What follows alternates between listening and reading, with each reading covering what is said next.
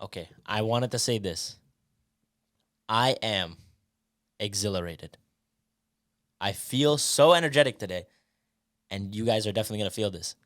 I am so excited for this episode because today we discuss one of my favorite mind-changing or perspective-shifting philosophies that one can follow in life, and that is Stoicism.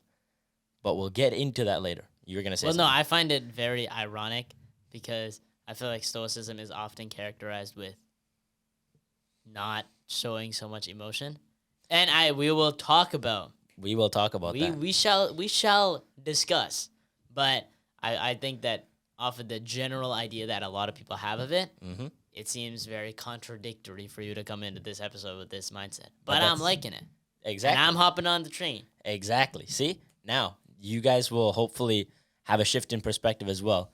And as a wise man once said, we shall see what we shall see. Mm-hmm. Anyways, before we get into that, quickly, I wanted to say this. One of the reasons why I'm so exhilarated is today I experienced something firsthand that I always believed in and that I always agreed with, but experiencing it always teaches you much more. Like I said last episode, or maybe 2 episodes ago, to read it is one thing, but to live it is completely different. So when you experience something in your life, if you pay attention, if you say, hey, I see the lesson that it's trying to teach me, you'll learn something and you'll truly understand what life has to offer.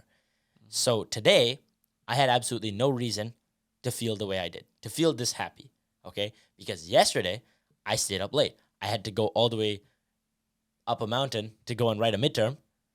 Did that, came home, stayed up until around 12 or so, writing a lab preparation report, and then having to wake up at 6 in the morning to go to school and do said lab for 4 hours. And then in between that lab and the next lab I have, which is another 4 hours, I had a 1 hour window, which was enough for me to eat my pasta and do my lab prep for the second lab because I didn't have time to do it because I was too busy studying for my midterm yesterday.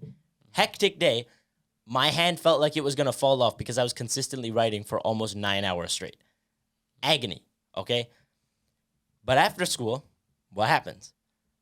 I just felt so energized, even though I'd only slept for around 5 hours. I slept around 1 o'clock, woke up at 6. I slept for 5 hours. I went to school for 9. There's no reason why I should feel so energetic, so happy. And yet, right after my class was done, I walked outside, took a breath of fresh air.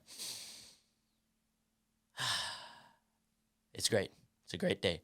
I hopped on the bus, got home, bada bing, bada boom, went to the gym, feeling great. And the best part is on the way to the gym, I saw the most beautiful sunset I had ever seen. The sky was painted pink, red, iridescent orange. It was beautiful because right now, obviously, the sun goes down relatively quickly. So you see the different colors as the sun goes down. And that was enough for me to feel good about the rest of my day. You know what's really interesting to me is that to us, sunsets are so common. You know, well, obviously it happens every single night.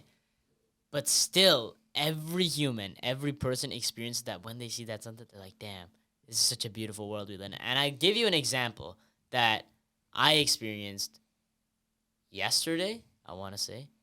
Let me make sure. Yeah, yesterday, where I was in a park. I will not tell where because I don't want you guys to find me. I know some of you might try. So I look up in the sky, and it's nighttime, and I just see stars. And I take a step back, and then I see the tree line, and the shadows of the trees. And you can see the wind blowing the trees. So in the corners of my eyes, I watch the trees just slowly shift side to side. And I see the stars, and then it was a beautiful crescent moon. And I really thought to myself, man, am I lucky that I get to sit here and see this. And any night I wanted, I could go out there and I could see that. I could experience that serene wilderness that so many people out there don't get.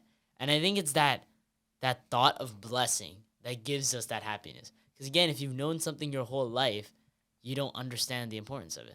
Yeah, well, for us, we live in a much more forested province than majority of people, right? And in general, Canada is a much more wild country than others simply because we have such a small population and it's condensed into several cities, right? You know that I saw a YouTube video. I didn't watch it, but the thumbnail was literally, why does Canada do this? And it was British Columbia, and Vancouver was on fire, and it said everybody lives here, and then the other 99% was circled saying nobody lives here. And it's true. So funny because you drive like 5 hours to Merritt, and there's like 5 people living there. But then like within Vancouver, there's a trillion people living there. But like the land space is literally the same. Like Canada is so confusing to me because I get it. Like a lot of the land is like all the land up there in the territories is pretty hard to inhabit. But like you have the second largest like land mass in the world, and what? Is it? I thought it.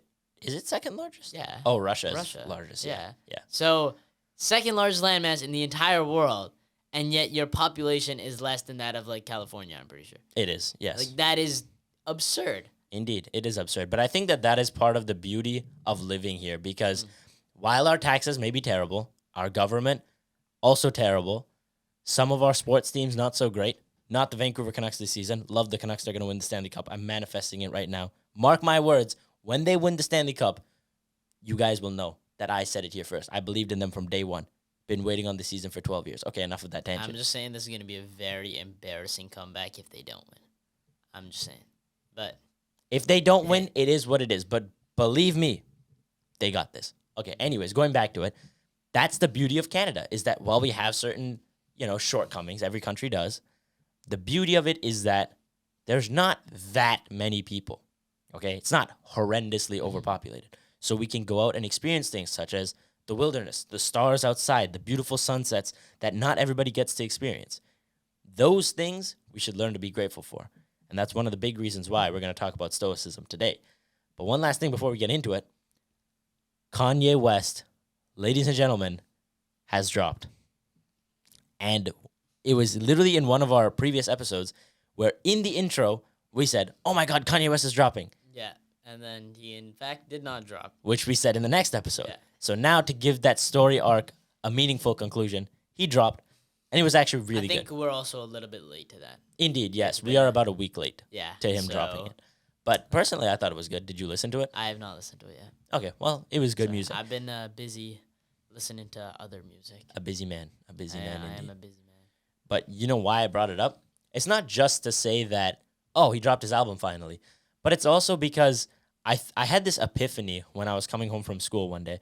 And as I was listening to the album, I was like, man, the way that people brutally antagonized him all over social media, all over the news, everywhere. Everyone was, not everyone, but a lot of people were hating on him because of, obviously, his anti-Semitic remarks, some of the crazy things he said online. But there was a subsection of people, or I guess majority of Kanye West fans in general, who defended him, who said, hey, he's clearly going through something. Obviously, he lost his mother, one of his best friends. He lost his wife, his family. Losing those kinds of things does something to somebody's mental health, right? Does something to their state, their mental well-being. For example, we've all seen videos online of trials of people who have committed heinous crimes, such as school shooters. Most people in the comments say things like, oh, I feel bad because he had a mental illness. He had this going on at home. People easily drew that justification for other people. But the second it was a big celebrity like Kanye West, everyone was quick to leap and attack him over the same things, well, arguably a much less degree. Yeah. But they attacked him so quickly when they should have been trying to understand, why is he saying the things he's saying? And that goes back to probably one of the first topics that we've covered on this podcast, which is looking behind the curtains, behind the face value of what's happening. And that's a principle that I think can be applied to your entire life, whether it be school, relationships, entrepreneurial ventures, whatever it is. You should definitely employ the fact that what somebody shows isn't always what's in their hearts. And to take the time to pull back that curtain could reveal, wonders that you wouldn't know. And again, back to my famous quote, be curious, not judgmental. That is a good quote. I really love this quote. It's a very fire quote. It is. Ladies and gentlemen, the long-awaited moment, Stoicism. Let's get into it. For starters, what is Stoicism? I'll start by asking you, How do you define Stoicism? Well, I feel like I'm being put on the spot here. I have not researched this at all, so this is just going to be out of the cranium, what Fire I've away. heard. But I would say it is to maintain emotional composure and make decisions through primarily logic and reasoning as opposed to emotion. I believe that is a very solid answer. But the condensed, exact definition given by Google is the endurance of pain or hardship without the display of feelings or without complaint. That is the true the definition given. Okay, so the reason why I bring up the definition and why it's so important is notice how it's said without the display of emotion, not without feeling emotion.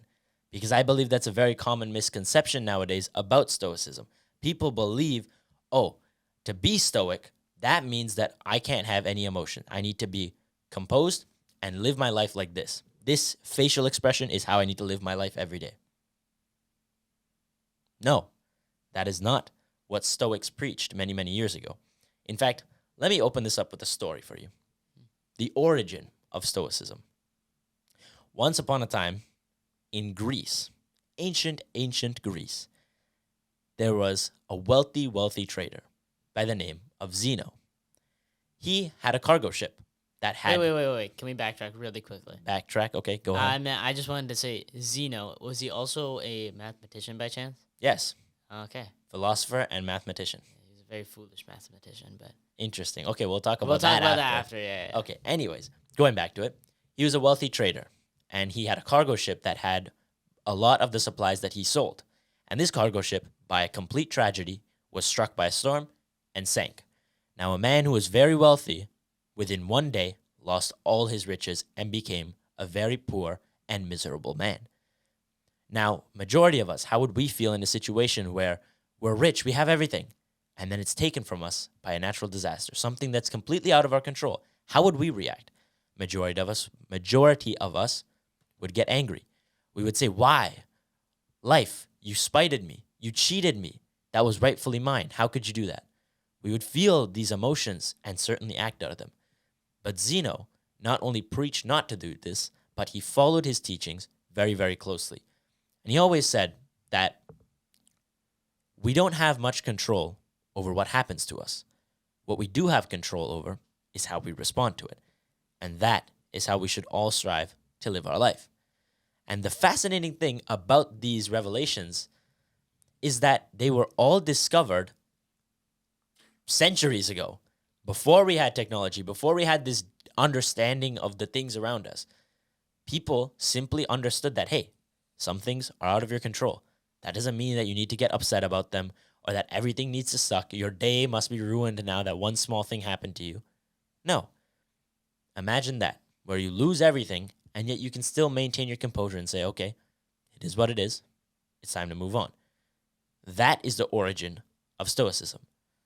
Now, let's go back to your quick foolish mathematician moment. I read in a book about this. It's I believe called the Achilles paradox that Zeno wrote about, where he said that if you have a turtle and Achilles, so Achilles starts at they're having a race. The turtle starts 1 meter ahead of Achilles, and after a certain period of they both go. Of course, Achilles is faster than the turtle. They go a certain distance. The turtle travels, let's say, X distance. Achilles travels Y distance, but the distance traveled by Achilles is greater than that of the turtle. But what he says is that, since the turtle is technically constantly always moving, the gap will always become shorter and shorter and shorter, but the gap will never be zero. If you want to go and research it out of your time, because I can't explain it, because I have no idea what was going through his mind when he made this up, because everything I've seen about it just says that it's a stupid concept. And I completely agree, because I just don't understand that. Maybe he should stick to philosophy and stray away from mathematics, but maybe I just don't understand it. So I urge you all to go out there, search up, I believe it's called the Achilles paradox. Find it out for yourself. Maybe you can leave a comment letting us know how it actually works, because I just might be stupid. I'm willing to admit that. I'm not too afraid to admit my faults. But that's just a bit of a side tangent about Zeno. Interesting. Well, although his mathematics may be flawed, I believe that the philosophy he created is beyond magnificent. I believe it's something we should all strive to replicate. And now the question is, why? Why did I start with explaining the definition and the origin of Stoicism? Well, as we all know, the world is transient. It isn't stagnant. It moves. Things change. It's a dynamic world. So the definition of things change over time as well. You look at slang terms from 1,000 years ago, they don't mean the same thing they mean today, right? Hell, even 10 years ago, the slang from then is way different from now. If you were to say something, people would say that is so cringe. In fact, people don't even use the word cringe anymore. No, I would say that even within a year, months, the trends and die out so quick. That's crazy because now that you think about all the funny memes and sayings that have been going around, they go out within a week. Yeah. A week or two, and the trend is already over. Yeah. It's crazy how fast-paced of a world we live in now thanks to technology. Anyways, that's a bit of a straying moment, but the definition changes over time. I believe that today's definition is much more about maintaining composure in the face of adversity, which is certainly part of the definition back then. But I believe that Stoics back then characterized it as a way of life, a way to perceive, experience, and understand the world around them. Not just, I feel this, but I'm not going to do anything about it. I'm just going to relax. That's certainly part of it. But Stoicism is not just a philosophy the way that we seem to understand it today. It is a way of life. And how you live that out is very important. You want to know the greatest example of that in human history? Yeah. You tell me. Oh, damn. Putting me on in human history? If you think about one person who characterizes this the best, who would it be? Famous guy. You're going to have to give me another hint, buddy. Maybe a certain Roman emperor? I don't know that many. Julius Caesar. No. Confucius. No. I don't think he was even. No, he definitely was not an emperor. Who was a Roman emperor that was famous? Brother. Give me another hint. Marcus Aurelius? Yes. Okay. Brother. Sorry. What is this, huh? I don't know that much about I haven't read his book yet, so I don't know that much about him. Shame. Believe it or not, I don't search up Marcus Aurelius in my free time. Neither do I. But yeah, you read his book, though. That's the thing. That doesn't mean that I searched him up in my free time. I read his book. Okay. Yeah, which is literally the old-fashioned way of searching him up in your free time. That's all books are. They're just old Google. Get a load of this guy. Get a load of this guy. Tell me I'm wrong. Tell me I'm wrong. That's crazy. That's absurd. Absurd. That's true is what that is. Anyways, point is, the reason why he embodies it so well is, for those of you that don't know who Marcus Aurelius was, he was a man who had everything. A Roman emperor. Now, let's be honest, back then, Rome was the place to be. If you were in Rome, life was good. Rome conquered everywhere.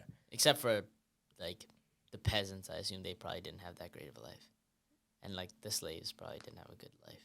That is true. But, in fact, Marcus was not a very big proponent of slavery. Interesting. He's a good man. Anyways, point is, yes, the reason why his story is so fascinating is I believe that there are very few moments in history where somebody who had everything understood that none of it matters. He was one of those people. He had everything he could have wanted. All the money, all the girls, all the alcohol, food, whatever he wanted to indulge in, he could do it. But he chose not to because he understood that life is bigger than your earthly desires. Life is bigger than driving the nicest car, than having the nicest woman. It's about being content with what you have and being happy. We don't need to own all these things to start being happy, especially in this age of digital media where we're having advertisements shoved down our throat. I believe it's a clip from Fight Night, I believe the movie, where he says... Fight Club? Yeah, that's what I meant. Fight Club. I actually haven't watched the movie. I should probably watch it. Either. Okay, anyways, point is, he says, advertising has us chasing things we don't want or need, and we just feel miserable about our lives. We have no purpose. But if you live this mindset and you truly follow it, you'll understand that you don't need money, that you don't need this to be happy. You can start being happy today. And he was a great proponent of this because, in fact, he didn't even want to be emperor. It's just that by the way that power falls in Rome, he was chosen. In fact, he would have much rather chosen to be a philosopher than an emperor. Get a load of that. Imagine you could be the most powerful guy in the world, but you would much rather be a guy who sleeps under a bridge and reads books for a living. Absurd. Interesting. Right? Definitely. But he truly followed what he believed in. And in fact, it's a quote from a historian that I have to read. And this historian goes by the name of Cassius Dio. And he says, Marcus didn't have the luck which he deserved, but was confronted throughout his reign by a multitude of disasters. That is why I admire him more than any other, for it was amidst these extraordinary and unparalleled difficulties that he was able to survive and save the empire. Marcus Aurelius didn't have an easy reign. Rome was plagued with people who rebelled against him, wars, tragedy, poverty, all these things that faced him. Any normal person would panic under that. But he didn't. He understood that, hey, I need to hold it together and I need to take care of my people. It's very interesting that you bring up the idea that all these materialistic things that we often desire, at one time in our life, they mean everything. But once you grow to see what life really offers, you realize that it doesn't mean much. And I'll use the best example I can think of, which is it a famous person? Very famous person. We say it on 3, all right? 1, 2, 3. Mike Tyson? No way! Oh! Okay, what the? Yo! Oh my god! Yo! What the hell? Yo, stop. Calm down. Yo! Oh my god! I almost just said it again. That's Dude. crazy. I was about to say that's crazy. Dude. Oh my god. Okay, I need to stop talking. That is crazy. You were gonna say it. Oh my dude. Okay. Okay, all right. Calm down, Anyway. calm down.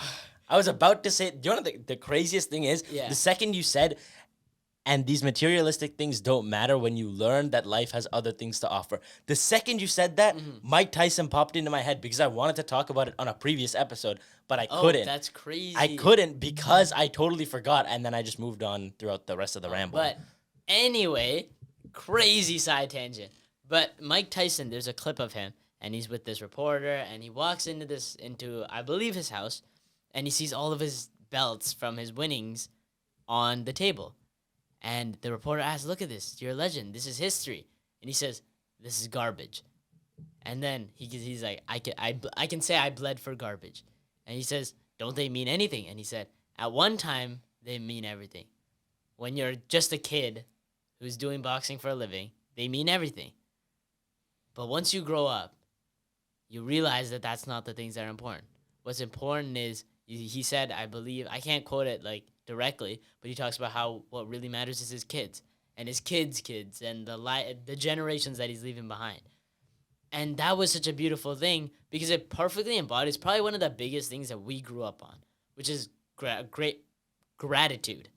And being Buddhist, we were both Buddhists growing up, one of the main things taught in Buddhism is to let go of earthly attachments. That's how you reach enlightenment. That's how the Buddha did it, is he let go of all of his earthly attachments and realized that all these materialistic things, all they do is feed your greed and desire.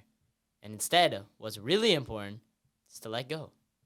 That's how you become truly happy. Fascinating. Absolutely fascinating. And honestly, Mike Tyson embodies so much about learning about life and becoming a better person. Because if you really understand his life, this man came from the bottom of the bottom, grew up, became famous for breaking people's faces, and then became a proponent of peace and understood that all this fame and money that he had meant nothing to him. Think about the moment where his daughter, I believe, passed away. Yeah. That was a very difficult moment for him to stomach. And again, I believe that he understood Stoicism to a degree as well, because he said in an interview once that he was this close to going out, picking up a firearm, and then committing a heinous crime. But he didn't. Of course, in that moment, it's difficult to stop yourself from doing something like that. But to understand that bad things happen to you and that they're inevitable, that is to liberate yourself from bad events. It's a fascinating paradox, because by understanding that it is inevitable, that is how you stop feeling bad when they happen. Let me give you a good example. The rain. Rain is necessary. We need rain. It falls, it feeds our crops, helps our livestock live, cools the environment, helps with humidity. Rain is essential to all life on this planet. We know it's going to rain at some point or another. So when we prepare for it, when we bring our umbrella with us and it rains, no big deal. But it's when that unexpected thundercloud comes out of nowhere, lightning strikes, and it starts raining on you when you don't have an umbrella. That is the moment when you feel upset. Why? Because in the first scenario, you knew it was inevitable. You knew it was going to rain. But when it catches you off guard, that is when you feel upset about it, even though you know that it's supposed to happen. So that's a fascinating paradox, because if you know that it's going to happen, you can understand, hey, this is going to happen, but that's okay. That's life. Now, imagine going about your everyday life like that. Hey, bad things happen. You know, something bad is going to happen to me inevitably. I'm not going to live a perfect life for even a week. Something bad is going to happen at one point or another. So to understand that is to liberate yourself and to know, hey, when it happens, I'm not going to get upset. I'm not going to sit here and freak out about it. Today, when I was driving to the gym, somebody cut me off because of a construction zone, right? Like a brutal cutoff, like could have honestly ended in an accident. Now, many people in that scenario might have honked the horn, but I am a religious proponent of not using the horn unless I absolutely have to. Like if I need to warn somebody that, hey, I'm here, that's when I'll use the horn. I'll never honk at somebody because I'm mad at them. And it's funny because one time when I was driving home from the gym, actually, two people jumped into the middle of the road and started running across, right? I saw them from a mile away. They weren't in the road yet. They were just on the side. But I had a feeling like they were going to jump in without looking. So I started slowing down already in precaution. They did jump. And I just slowed down, let them run across the road. And I didn't honk. And then my friend who was in the car with me was like, dude, why the hell didn't you honk? And he reached over and honked the horn for me. And I smacked him. And I said, dude, we don't need to do that. Just leave it be. You know? And sometimes, like, even when I'm in the car with my mom and she's driving and something bad will happen. She'll be like, oh, this idiot. Oh, my God, look at what they're doing. But, like, suppose that she's going straight and this person makes a stupid left turn. They're going down the other road, and now you keep going straight. You're like, oh, my God, this stupid idiot. You ever going to see that stupid idiot again? Same way in life, when something bad happens to you, it's in the past. It just moves past, and you keep going up. So why are you so concerned with that? You're gonna sit and watch that car go all the way instead of moving towards your own destination? Well, who are you harming there? Because that guy, they're just gonna keep going. They're moving where they want to go. Why are you holding yourself? Because you're so worried about that person. Why? Because you're so angry and hung up on that person. Instead, keep moving forward with your life. That's fascinating. That was a good example. That was a really good example. But yeah, so we talked about what it is. Now, let's move on to why. Why should you follow Stoicism in today's day and age? You know, I'd actually like to open this. Okay, go ahead. Fire away. I think it was a very interesting, I want to say, situation or scenario that I've always thought of. And it's that oftentimes people make decisions based off of emotion. And it can lead to outcomes that aren't non-desirable outcomes, because sometimes it leads you to think irrationally. Now, I'm not saying don't let emotion be a factor in your judgment, because of course it's very important. But there's a story about, well, it's not really a story. I can't credit it because I don't think I've ever heard it anywhere, but it's always something I've thought of. And it's that, suppose that you have a general leading his soldiers into battle, and he knows that, suppose he has 100 soldiers, or let's say 1,000, that when they go to battle, 900 of them will die. He knows this. But this battle, if they win, can save the lives of 1 million citizens. To that general, he has to weigh the lives of those 900 soldiers versus the 1 million. Now, everybody would sit here and be like, okay, obviously I pick 1 million over 900. That's like no-brainer. But when you're in that situation, would you pick the same thing? Or would emotion take over? And I will take this analogy and connect it to a movie. And that movie is The Dark Knight. Probably one of my favorite movies of all time. And I know that it's a very basic pick for a favorite movie. However, if you have watched The Dark Knight, and spoiler alert to those of you who haven't, go watch the entire trilogy, I think it's very phenomenal. But in The Dark Knight, the Joker places 2 bombs on 2 cruise ships. Or, sorry, ferries. One ferry is carrying all criminals, one is carrying all citizens.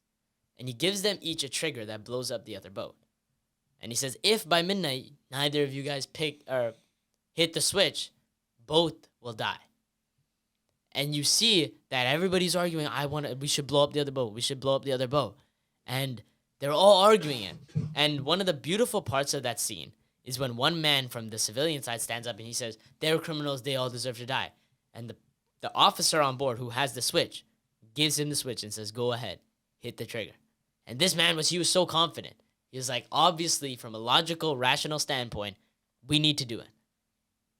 But he stands there, he holds the remote, and then he puts it down and walks and sits back down because he was unable to do it. The prisoners, on the other hand, they threw the remote out because they knew that if anybody deserved to die, it was them.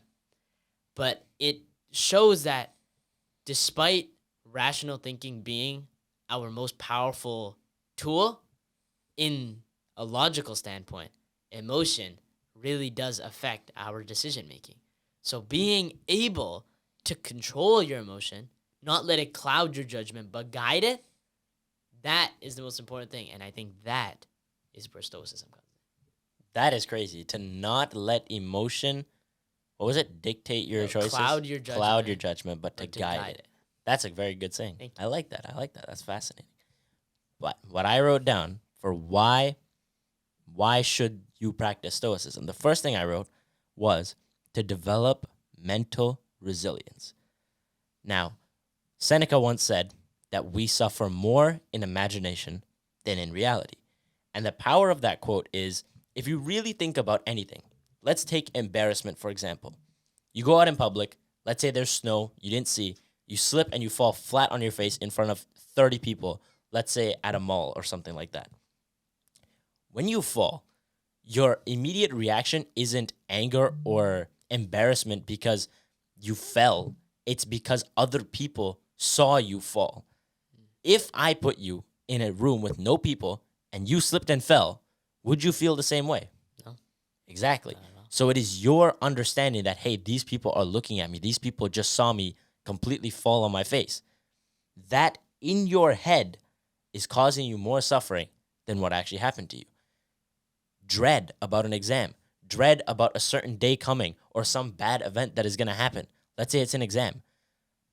Those moments where you are thinking, man, this is going to suck, this is going to suck, this is going to suck. That is what causes your life to suck more than the thing that you're stressing so much about. And that's the power of that quote, that in reality, you are going to suffer more in your imagination than in real life if you don't practice Stoicism, the ability to cast away that worry, to understand that things are inevitable. So that's step one, to develop mental resistance. And the second thing is to not easily be upset. I just opened up this episode by telling you why I'm so happy, even though, I had a stressful past 24 hours. It's because I let the small things brighten my day, and I didn't let the small problems ruin my day. As a Stoic, you cast aside the perception that when something bad happens to me, it's the end of the world, right? That belief is extremely powerful because just like when that guy cut me off in traffic, or just like when I went to that midterm exam, came home, worked late, went to school for many, many hours, yet I still enjoyed my day. Why? Because I don't let the small things ruin the big picture. There's that saying that you're somebody who misses the forest for the single tree that is out of place. Yeah, and it's so beautiful because if you ever go into a forest, you will never see a perfect tree. Never once in your life is there a perfect tree. Well, because perfection isn't real to start off, but still, when you gaze at a vast forest, you still feel amazement. Why? Because imperfections lead to an almost perfect view. I don't think that there is a forest out there that has all perfect trees, but it's those ones that stand out that really paint that entire picture. And I think that that's the beauty of life, is that imperfection is what makes it beautiful. Because I don't think perfection's a real thing. So to go about your life thinking everything is going to always be perfect is foolish. Instead, Believe that, hey, things are going to happen, but I'm not going to let it affect my mood. Because if you believe everything will always be perfect, and then something bad happens, you're what? You're caught off guard. Like you said, you're running through a thunderstorm without an umbrella. But instead, if even on the sunny days you brought an umbrella, then whenever that rain comes, you're okay with it. That's very good. Very good. And I thought about it this way. When you bring in nature to it, think about a mountain. When an artist draws a mountain, they always make it a little bit round, right? Although as a child, you draw them as straight triangles. Why? I mean, that seems like a perfect mountain range to me, a bunch of triangles jutting out from each other. That's what you'd characterize as a perfect mountain range as a kid. But as an artist or a realistic artist, you learn that mountains aren't straight lines. They have divots, they have rounded edges, they have capped peaks. They have these little imperfections that couldn't be captured as a kid. But now those imperfections paint the whole story. They make the picture as beautiful as it's supposed to be. Those details that originally might look like faults or flaws within you are what allow life to be so beautiful. And now I'll move on to the last thing that I wanted to say about why you should practice Stoicism. Relationships. Think about how high the divorce rate is, or how many people are sad that they're not in a good relationship, or that they can't find a good woman or a good man. Then you have people online saying, all men suck, or all women suck. But in reality, it's just that maybe you're just not ready for a relationship. Maybe you're just not emotionally mature enough to be in that position yet. Because I'll tell you, a relationship is one of those things that takes patience. It takes a stoic belief, because you can't act out of emotion all the time. That doesn't mean don't feel things, because if you didn't feel anything, what would you have? You have an empty existence. An empty existence, a numbing existence, because you're simply suppressing everything that your mind is trying to feel. And if you couldn't feel anything, you couldn't feel love. So you can't have a relationship by feeling nothing. But you also can't have a relationship by acting on every feeling that you have. So it's to learn to understand that you are feeling certain emotions, but that they can't dictate how you act or how you speak. And I think one of the biggest points, and I know everybody talks about it because it is such a perfect word, is balance. You need to understand that there's a middle ground to Stoicism. And actually, I think it's more the misconstrued identity of Stoicism. Because being Stoic all the time is not what the meaning is, I don't think. Because I think there are times where you need to be emotional. That's just a part of life. You can't enjoy life with, like you said, going through life with a straight face. No smile, no frown. It's like your EKG machine, right? It's flat. No ups and downs. You're dead. That's the time when you're going to be this identity that a lot of people have nowadays with Stoicism. And what they say is, oh, men can't feel emotions. I think it's not that you can't feel them. It's that you don't impulsively act on them. That's what a lot of people misinterpret. It's not about not having emotions. It's about not acting solely based on it. To not let emotions cloud your judgment.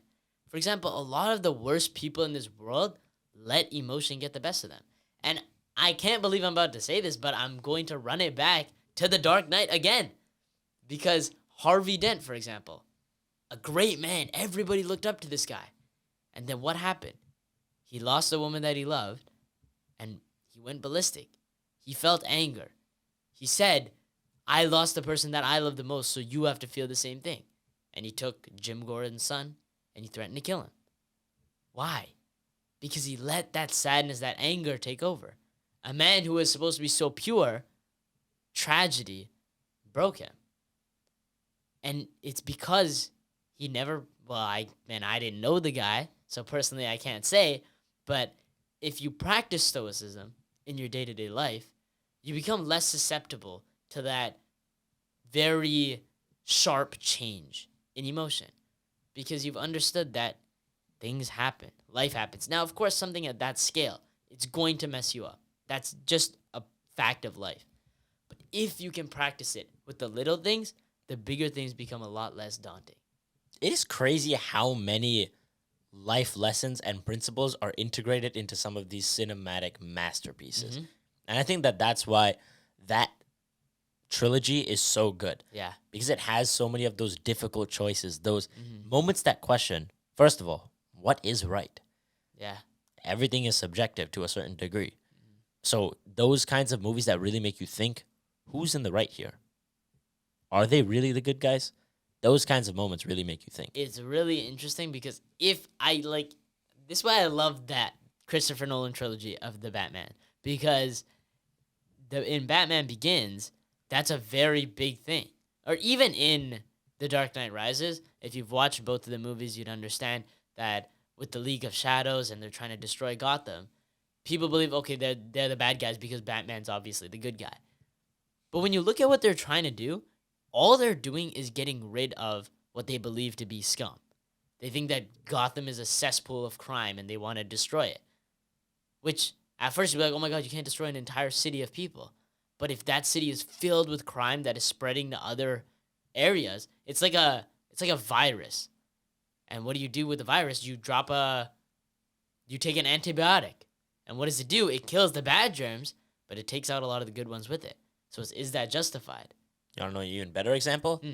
That story that Tom Hardy told of that person who called them. I forgot his name, but he's also a famous person. But he called him and said, do you remember the floods in England and that young boy who got his foot stuck in a grate and the water rose and rose and he just couldn't get out and he drowned and died? And Tom Hardy says, yeah, I remember that. And the guy says, well, that wouldn't have happened to me. And Tom Hardy says, what do you mean that wouldn't have happened to you? And the guy says, the second I realized that my foot wouldn't get unstuck from that grate, you know what I would have said? Cut it off. Sometimes to grow and to survive and to move on, you have to lose a part of who you are or what you once thought was part of you, right? And that analogy is very good because similar to a virus, what happens to stop, let's say, the zombie virus from Walking Dead from spreading? What do you have to do? You have to cut off the limb that it's attached to. So the question is, when you weigh it that way, what is truly valuable, right? Is it that hand or is it the rest of the body? And I think, of course, this is in a figurative sense. Mm-hmm. Like, I already know people will listen to that and be like, oh my god, these guys are so dumb. Obviously, he couldn't cut off his leg. He was stuck there. He didn't have anything to cut it off with. Obviously, it's an extension of the analogy, guys. Come on. I don't want to hear those comments, okay? But also, it's interesting because it's like, instead of it being like a virus on your physical body, it's on your soul. And it'll slowly spread throughout you. So when people, for example, with depression, people are told you are depressed, you are depressed, you are depressed. What that does is starts in your mind and then it begins to flow down your heart. And slowly, little by little, you're going to be enveloped in darkness. And then you feel that this depression that people describe. And you're like, oh my God, it's me. It's me. I see myself in these people that are saying they're depressed because that's a virus that is spread throughout you. And it's very hard because you'd have to know it early. But I don't think there's ever a time in your life where you are fully consumed by, I don't want to say evil, but it's the truth. It's that darkness. Because I think there's one spot in your body, or I'd say in your soul, that will never be corrupted, and that is your heart. There is no corrupted heart on this planet. I think every person is good in their heart. However, the actions that they do and the mind that they have leads them to do wrong things. And that should be incentive for you to realize that it's never too late to cut that virus off from you or to free your body from the grasp of that virus. It's never too late. Don't ever think that. You can always become better and become happier. Well, that is a really, really good way of putting it. And if you take it to Avatar The Last Airbender, for example, that last moment where Aang is trying to take Fire Lord Ozai's firebending away, that moment where the light beams shine out of both of them, and Aang is being completely taken over by Fire Lord Ozai. The red envelops him. The blue light is almost gone. We're afraid he's going to lose. But one small beam of light was left. And then his heart wins. He says, no, I'm not going to lose. And then the whole world burns bright blue, and Aang wins the war. He takes the Fire Lord's firebending away and wins peace over the land.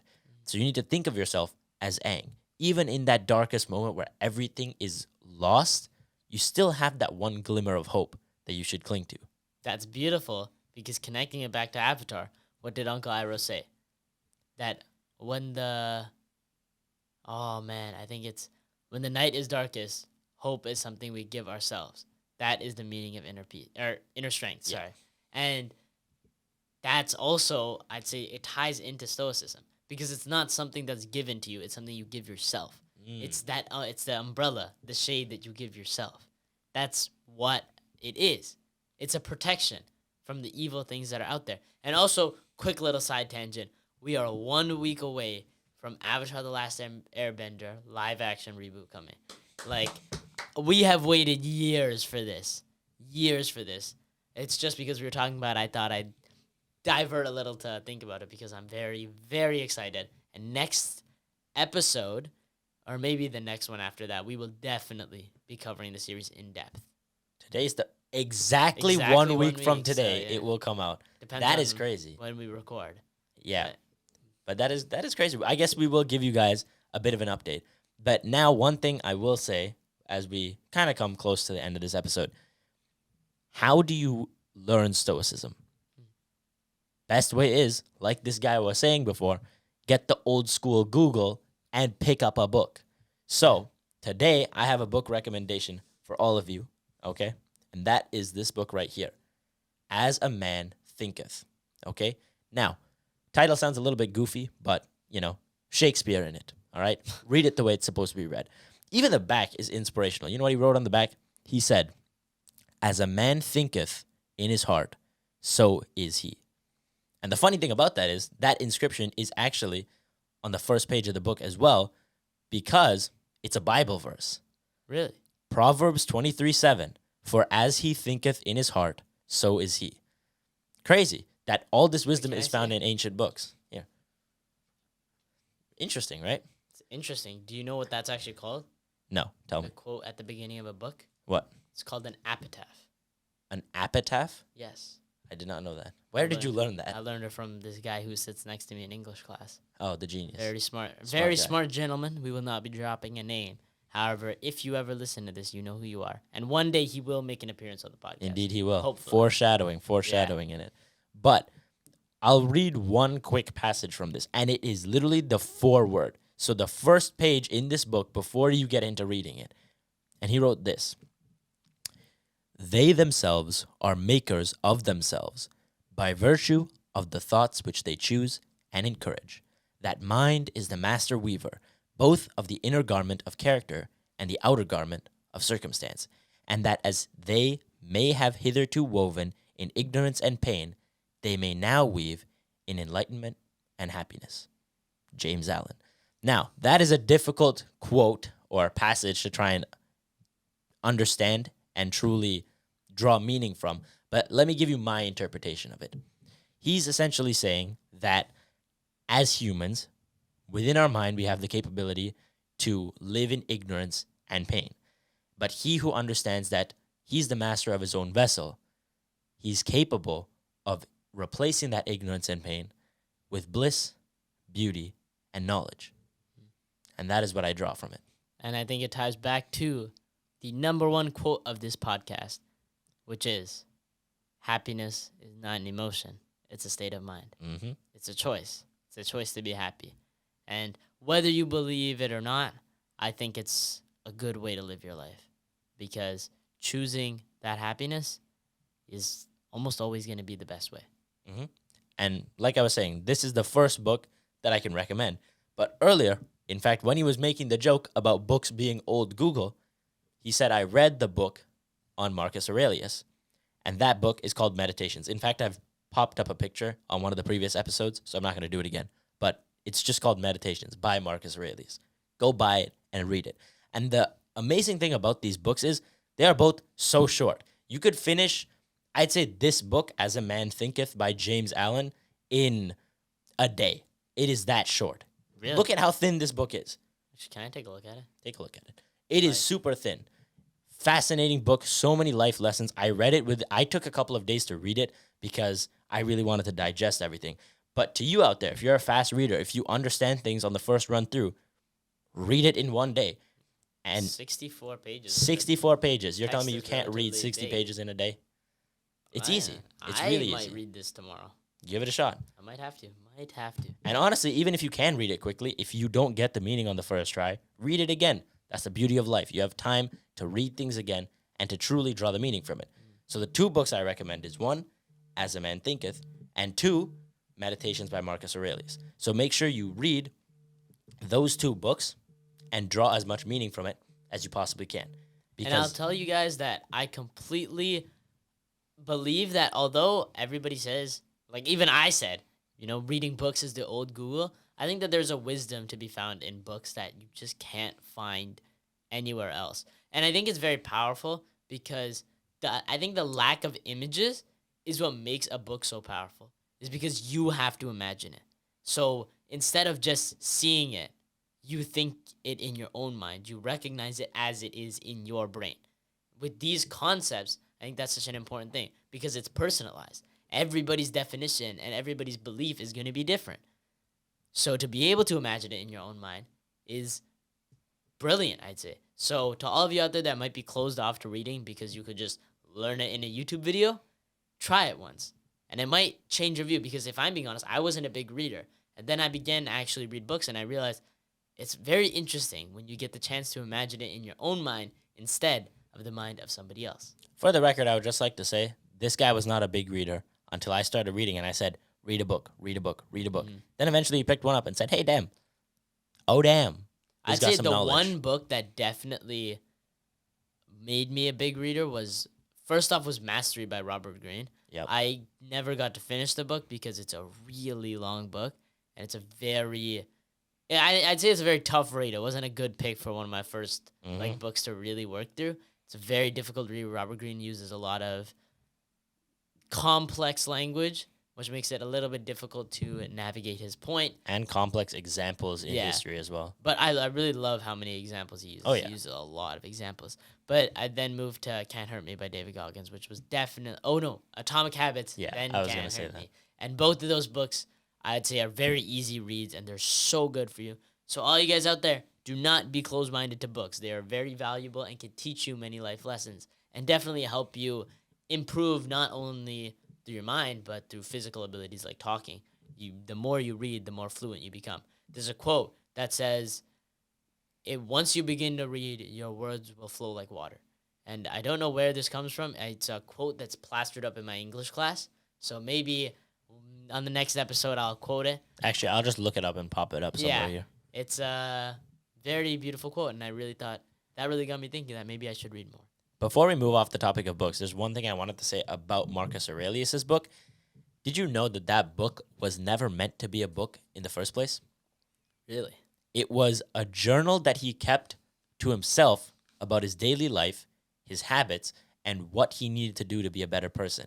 Interesting. He wrote things such as, don't feel angry about this moment, or don't let this person ruin your day.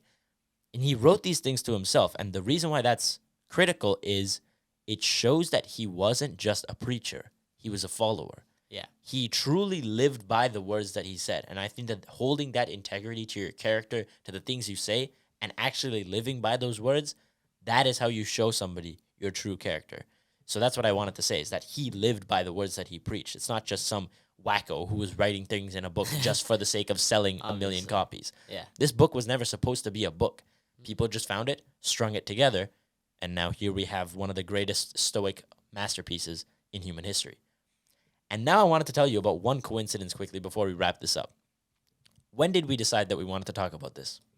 About maybe less than an hour ago. Actually, maybe A couple little bit hours more, ago. A couple hours ago. Okay, we decided that we wanted to talk about this. I kid you not. I opened Instagram for 1 second, and I saw a reel from my boy. Shout out the account that I'm going to pop up here, Kinzer MB. Okay? I urge you guys all, if you want to get more positive content in your life and open up your perspective, go follow this guy, because he's been making great content for many, many months. In fact, he had an old account at around 200K followers, and then he got hacked. So go check it out, and if it vibes with you, follow it. But anyways, I follow this guy, love all the posts that he does, great work. And the post he put up today, 7 hours ago, by complete coincidence, I haven't looked at his account in several days, but today I finally opened Instagram and saw this post. And he wrote, let me find what it was. He said, Stoicism doesn't equal no emotions. Strength does not equal zero weaknesses. Kindness does not make you vulnerable. Discipline in this life is the path to freedom. If we can master ourselves, we can be the master of our lives, for we are a walking example of the state of our life. I think the universe is it's a funny place.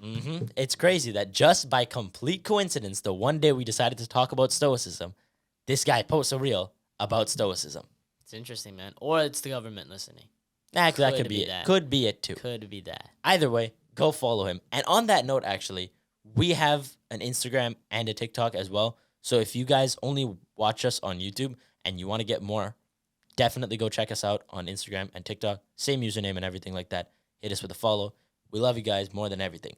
And now as we close out this episode, you know what time it is. It's time for Quote Of the Week. Ladies and gentlemen, counter is 2 this episode. Not bad. Not bad at all. Not bad. No. So the quote for today is, choose not to be harmed, and you won't feel harmed. Don't feel harmed, and you haven't been harmed. And it's by Marcus Aurelius. I feel like we're going to quote Marcus Aurelius a whole lot on this podcast. Absolutely.